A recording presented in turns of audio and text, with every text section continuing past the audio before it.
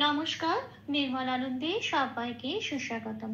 গুরুদেব প্রভু শ্রীকৃষ্ণ ও রাধা মায়ের আশীর্বাদকে সারথি করে শ্রীমদ্ ভগবত গীতার প্রণাম মন্ত্র দিয়ে শুরু করছি আজকের গীতা পাঠ। শ্রীকৃষ্ণ হৃদয়ং গীতা সংসার মরণাশিনীম জ্ঞানং ভক্তিম মুক্তিদাত্রীম গীতা দেবীম নমস্তুতে। ওম নমো ভগবতে বাসুদেবায়।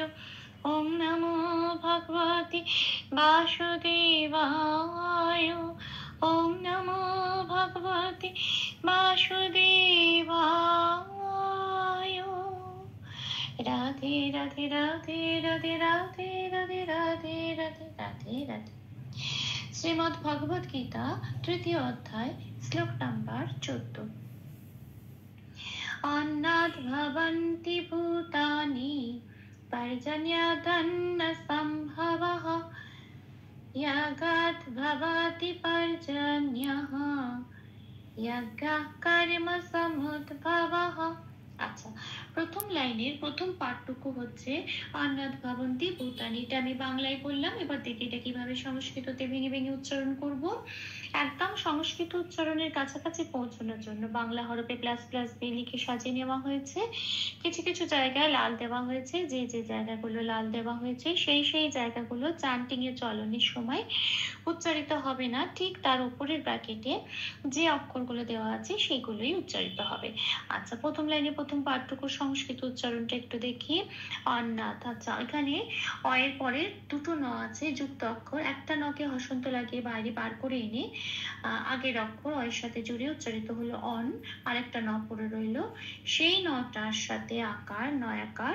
এবার তার পরের অক্ষরও দয় ভয় আছে, এটাও একটা যুক্ত অক্ষর, দয় হসন্ত দিয়ে দটাকে বার করা হলো, কেননা দটা আগে আছে। দয় হসন্ত লেগে যাওয়া মানে, যে কোনো অক্ষরের নিচে হসন্ত লেগে যাওয়া মানে সেটা অর্ধ হিসেবে উচ্চারিত হয় এবং সেটার নিয়ম আগের অক্ষরের সাথে জুড়ে উচ্চারিত হয়। এখানে দয় হসন্তটা নয় আকারের সাথে জুড়ে উচ্চারিত হলো নাথ। আচ্ছা, পরে রইল ভটা। ভটা পূর্ণরূপে উচ্চারিত হবে। তারপরের অক্ষর আছে ব। লাল দিয়েছি কেন?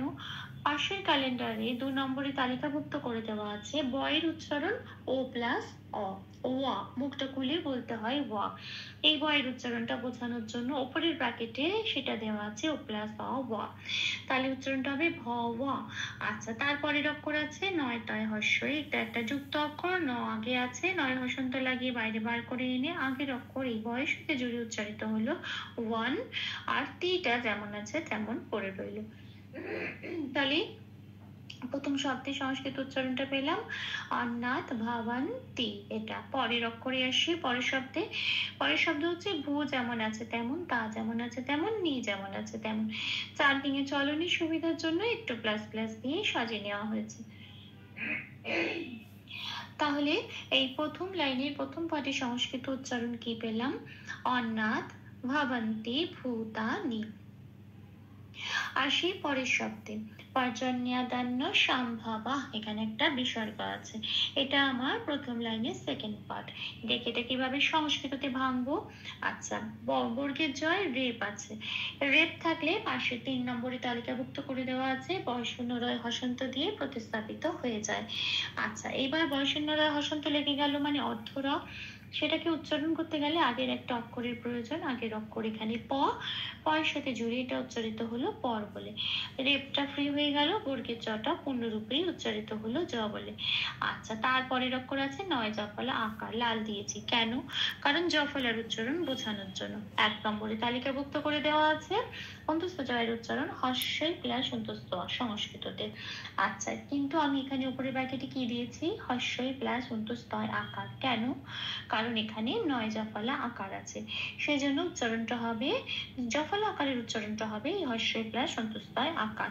এবার এইটাকে নয়ের সাথে পড়ে দিতে হবে, তাহলে কি হবে? নয় হস্যই অন্তস্থ আকার নিয়া। সংস্কৃতের উচ্চারণটা এটাই হবে, নিয়া।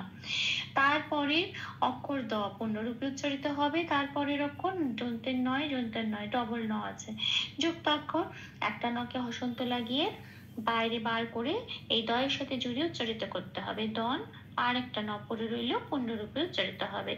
তারপরের অক্ষর আছে যন্ত্রের স। মনে রাখতে হবে যন্ত্রের স এর উচ্চারণ সারেগামা পায়ে সাটা যেভাবে বলি ঠিক সেভাবে সংস্কৃততে এভাবেই উচ্চারণ হয়। আর ময় ভয় আছে পরের অক্ষর, যুক্ত অক্ষর ম আগে আছে, ময় হসন্ত লাগিয়ে মটাকে বার করে এনে এই যন্ত্রের স এর সাথে জুড়ে উচ্চারিত হবে সাম, আর ভটা পূর্ণরূপে উচ্চারিত হবে। বয় লাল দিয়েছি তার কারণ 2 নম্বরে তালিকাভুক্ত করে দেওয়া আছে বয়ের উচ্চারণ ও প্লাস ব। আচ্ছা, এরপরে বিসর্গ আছে। বিসর্গর উচ্চারণটা যেহেতু কোথায় আছে দেখতে হবে। বিসর্গটা আছে শব্দের শেষে, শুধু তাই নয় পংক্তির শেষে। প্রথম লাইনের সেকেন্ড পার্টের এটা শেষ শব্দ, শেষ অক্ষর, সেই জন্য এই বিসর্গটা 4 নম্বরে তালিকাভুক্ত করে দেওয়া আছে, পূর্ণ হ দিয়ে প্রতিস্থাপিত হয়ে যাবে। সেজন্য বয়ের পর একটা হ দিয়েছি, হটা উচ্চারণ করতে হবে। তাহলে আমার এই শব্দটা সংস্কৃত উচ্চারণ কি পেলাম? পারজানিয়াদান, পারজানিয়াদান না সম্ভবহ। এটা আসি পরের লাইনে, জগৎ ভবতি পর্জন্য, এটা আমি বাংলায় বললাম, এইটুকুনি হচ্ছে আমার সেকেন্ড লাইনের প্রথম পাঠ। এবার দেখি এটা কিভাবে ভেঙে সংস্কৃততে উচ্চারণ করব। অন্তস্থ জয়ে লাল দিয়েছি কেন? 1 নম্বরে তালিকাভুক্ত করে দেওয়া আছে সংস্কৃতের উচ্চারণ অন্তস্থ জয়ের জন্য হচ্ছে হস্যই প্লাস অন্তস্থ, সেটাই উপরের ব্র্যাকেটে দেওয়া আছে, ইয়া বলতে হয়। আচ্ছা, গিয়াটা যেমন আছে তেমন, তারপরে শব্দ তারপরের অক্ষর হচ্ছে দয় ভয়, যুক্ত অক্ষর দয় হসন্ত দিয়ে দটাকে বার করে এনে গিয়ার সাথে জুড়ে উচ্চারিত হলো গিয়াত বলে।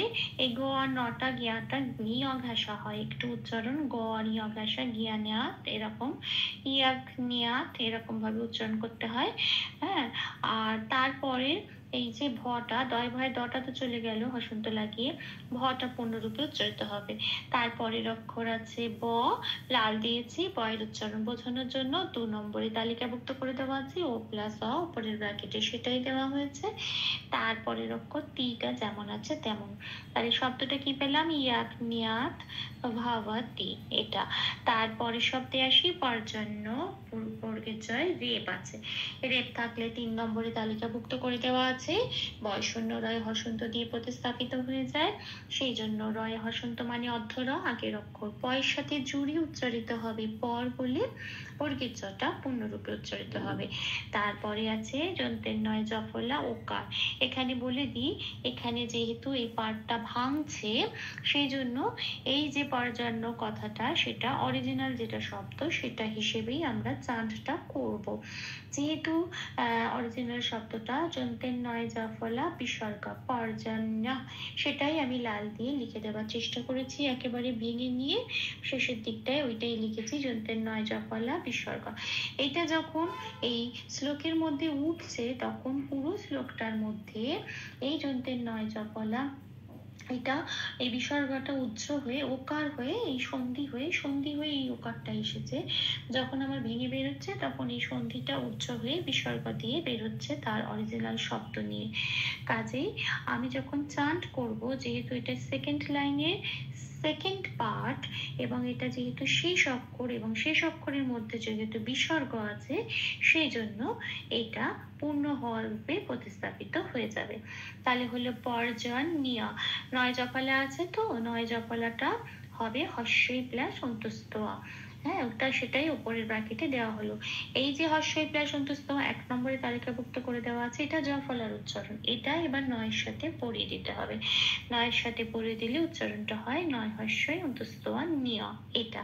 আর বিসর্গের জন্য পূর্ণ হরে এসেছে সেটাও এই ব্র্যাকেটের পাশে লিখে দেওয়া হয়েছে। তাহলে শব্দটার উচ্চারণ কি হবে সংস্কৃততে? পর্জন্য, এটা। আচ্ছা, আসি তাহলে পুরো লাইনটার সেকেন্ড লাইনে সেকেন্ড পার্টটা সংস্কৃত উচ্চারণটা কি হলো?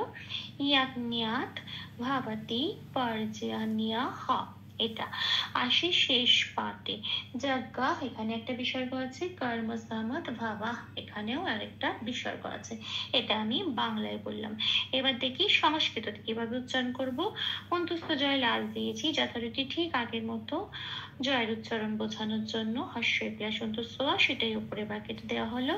আচ্ছা, গিয়াটা যেমন আছে তেমন এখানে বিসর্গ আছে। দেখতে হবে বিসর্গটা কোথায় আছে। বিসর্গটা শব্দের শেষে নেই, কিন্তু শব্দের শেষে হলেও এই শব্দটা নিজে কিন্তু শেষ শব্দ নয়। তার মানে বিসর্গটা এই দুটো শব্দের মাঝখানে আছে। মাঝখানে এরকম বিসর্গ থাকলে 5 নম্বরে তালিকাভুক্ত করে দেওয়া আছে, সেটা অর্ধ হ হিসেবে প্রতিস্থাপিত হয়ে যায়। তাহলে কি আর এই বিসর্গটা অর্ধ হ হিসেবে প্রতিস্থাপিত হয়ে এই শব্দের সংস্কৃত উচ্চারণটা কি হবে? ইয়াকনিয়া হা। ইয়াকনিয়া হটা বলতে পারবো না, হ বললেই পূর্ণরূপে উচ্চারণ হয়ে যাবে। ইয়াকনিয়া, ইয়াকনিয়া এরম বলছি, নিয়া এই যে আহটা বলছি এখানেই অর্ধ হটা উচ্চারণ হয়ে গেল। আচ্ছা, তাহলে আসি শেষ শব্দে। কর্ম, ময় রেপ আছে। রেপ থাকলে 3 নম্বরে তালিকাভুক্ত করে দেওয়া আছে। বয়শূন্য রায় হসন্ত দিয়ে প্রতিস্থাপিত হয়ে যায়। বয়শূন্য রায় হসন্ত মানে অর্ধ র, এটা আগের অক্ষর কয়ের সাথে জড়িয়ে উচ্চারিত হবে কর বলে। যন্ত্রের স উচ্চারণটা সা বলে উচ্চারিত হবে। মুটা যেমন আছে তেমন। দয় ভয়টা যুক্ত অক্ষর, দটা আগে আছে, দয় হসন্ত লাগিয়ে দটাকে বার করে আনবো এবং আগের অক্ষর যন্ত্রের সয়ের সাথে, আগের অক্ষর ময় হস্যর সাথে জুড়ে উচ্চারিত হবে মুঠ বলে, আর ভটা করে রইল পূর্ণরূপে উচ্চারিত হবে। বয় লাল দিয়েছি বয়ের উচ্চারণ বোঝানোর জন্য, বয়ের উচ্চারণ ও প্লাস অ ওয়া। আচ্ছা, তারপরে আছে বিসর্গ। এই যে বিসর্গটা আছে এটা পূর্ণ দেখতে হবে কোথায় আছে। এটা একদম শব্দের শেষে তো আছে বটে, কিন্তু শব্দটা নিজে হচ্ছে শেষ শব্দ, এবং পংক্তির শেষ শব্দ যদি এরকম বিসর্গ থাকে শব্দের শেষে অক্ষরের শেষে, তাহলে সেই বিসর্গটা 4 নম্বরে তালিকাভুক্ত করে দেওয়া আছে পূর্ণ হ রূপে প্রতিস্থাপিত হয়ে যাবে। সেজন্য বয়ের পরে একটা হ যুক্ত হয়েছে। তাহলে শব্দটা সংস্কৃত উচ্চারণ কি হবে? কর্ম সামত ভাবা হ। আচ্ছা, পুরো লাইনটা পুরো পাঠটার উচ্চারণ কি হবে? ইয়াক্ঞা, ইয়াক্ঞা, কর্ম সামত ভাবা হ। এইটা, হ্যাঁ। আচ্ছা, ভুল ত্রুটি ক্ষমা করে দেবেন। অনুশীলনী সুবিধার জন্য 3 বার করে চান্ট করে দেওয়ার চেষ্টা করছি। अन्नाद् भवन्ति भूतानि पर्जन्यादन्न सम्भवः यज्ञात् भवति पर्जन्यः यज्ञः कर्म समुद्भवः। अन्नाद् भवन्ति भूतानि पर्जन्यादन्न सम्भवः यज्ञात् भवति पर्जन्यः यज्ञः कर्म समुद्भवः।